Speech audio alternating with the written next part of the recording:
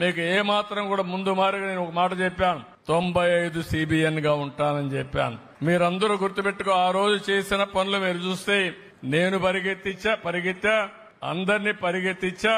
ఈ రోజు దాని నమూనే హైదరాబాద్. ఆ రోజు అందరినీ పరిగెత్తించాం, నూతనమైన పాలసీలు విధానాలు తీసుకొచ్చాం. దాని విధానమే మీరు చూస్తే ఆ రోజు చదువుకున్న ఐటీ ప్రొఫెషనల్ ఇప్పుడు అమెరికాలో పోతే highest per capital income $1,20,000 Vijayawada నుంచి ఆంధ్రప్రదేశ్ నుంచి పోయిన వాళ్ళు అమెరికాలో సంపాదిస్తున్నారు. అమెరికాలో పుట్టిన అమెరికన్స్ ఆదాయం $65,000, అంటే వాళ్ళకంటే డబుల్ ఇన్కమ్ అంది. అదే మరి వేరే దేశస్తులు కూడా అమెరికాకు పోయారు. మనకు వాళ్లకు $40,000 వ్యత్యాసం ఉంది.